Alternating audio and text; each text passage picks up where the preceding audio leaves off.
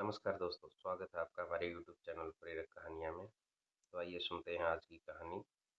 कहानी थोड़ी लंबी है, थोड़ी ध्यान से सुनिए, बहुत ही प्रेरक कथा है। तो आइए सुनते हैं।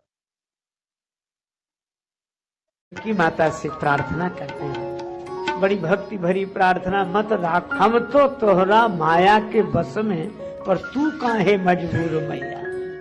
हम तो आपकी माया से विवश हैं। यही हनुमान जी ने कहा, तो माया बस फेरे भुलाना, ताते मैं नहीं प्रभु पहचाना। हम तो आपकी माया के बस में हैं, लेकिन भगवान आप भी हमें भूल गए। आपको कौन सी मजबूरी है। और मारीच ने कहा कि हम पीछे मुड़कर यही देख रहे हैं कि हम तो आप तक नहीं पहुंच सकते, लेकिन क्या आप भी हम तक नहीं पहुंच सकते। यही वसुदेव देवकी जी का भाव कि हम तो मजबूर हैं, हम तो आप तक नहीं पहुंच सकते, लेकिन क्या आप भी हम तक नहीं पहुंच सकते। देखो, जो भगवान तक नहीं पहुंच सकते,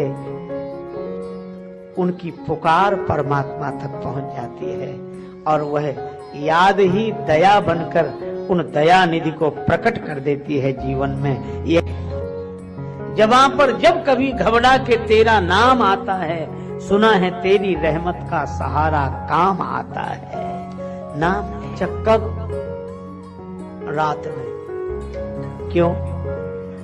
देखो, रात में अपने को भी कोई सहारा नहीं दिखाई देता, अपना हाथ भी अपने को नहीं दिखता, और अपनों का भी सहारा नहीं दिखता। सब सो रहे होते, सब सो रहे हैं रात में, अपना हाथ भी अपने साथ नहीं। जब इतनी घोर निराशा हो, उस निराशा के अंधकार में जब कोई सहारा ना हो, तभी सर्वेश्वर भगवान प्रकट होकर कहते हैं कि हम तुम्हारे हैं, चिंता मत करो। चिंता, निराशा की अंधेरी रात में जहाँ आशा का कोई दिया न जल रहा हो, उस अंधेरी निशा में स्वयं भगवान प्रकट होकर कहते हैं कि मैं हूं तुम्हारे साथ, चिंता मत करो।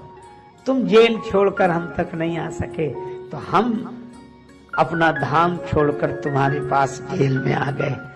अगर तुम जगत के बंधन से ऊपर नहीं उठ सकते, वंदन कर सकते हो, तो चलो कोई बात नहीं, हम ऊपर से नीचे उतरकर तुम्हारे जगत में आ जाते हैं, तुम्हारे पास आ जाते हैं। ये भगवान की करुणा है, ये अवतार है।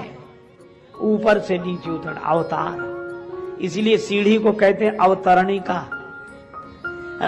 अच्छा, सीढ़ी के दो पाए, एक नीचे एक ऊपर। एक आदमी छत पर खड़ा था, बोले इन सीढ़ियों से ऊपर आ जाओ, हम मिल जाएंगे।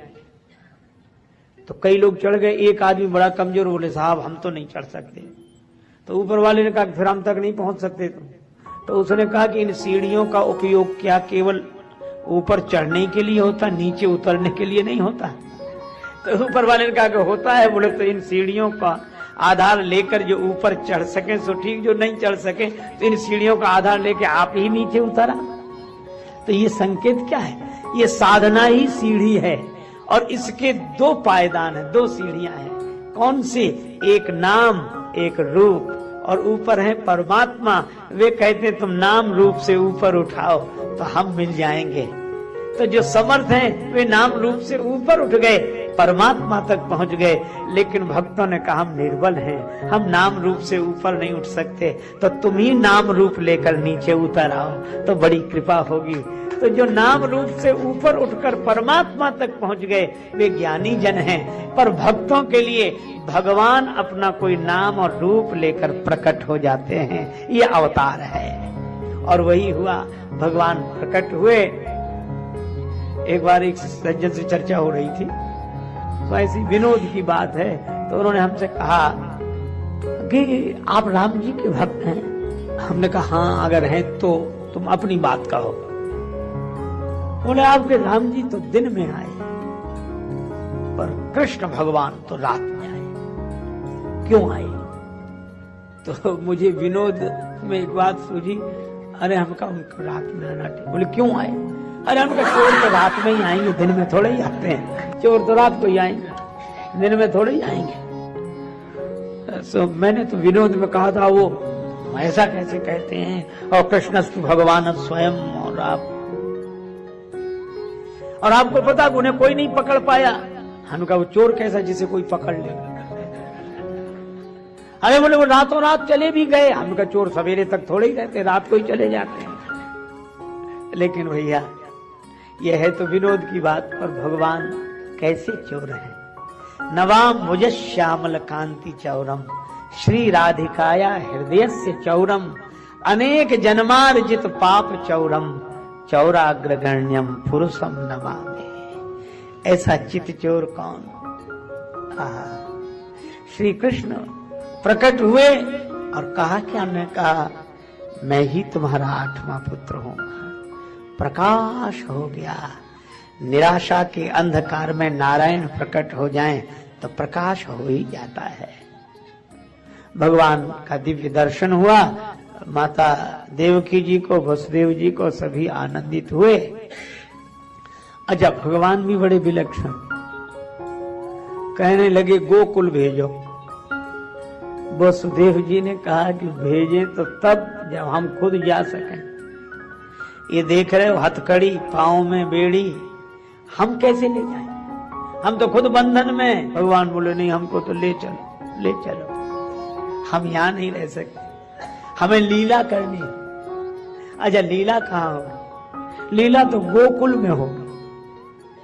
अच्छा, गो कहते हैं इंद्रियों का, इंद्रियों का कुल जहां है, इंद्रियों का समूह जहां है, भगवान की लीला तो वहां होगी। जहां आंखें उनका रूप देख सकें, जहां श्रवण उनकी वाणी सुन सके, जहां रसना उनका प्रसाद ले सके, वाणी उनका कीर्तन कर सके, हाथ उनको प्रणाम कर सके, चरण दौड़कर उनसे मिलने के लिए चल सके।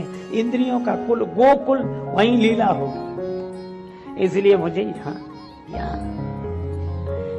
ये अंतःकरण में प्रकट हुए तो प्रकाश हो गया। अब गोकुल में लीला होनी है, वहां भेजो। सुनी राजेश आनंद जी महाराज द्वारा।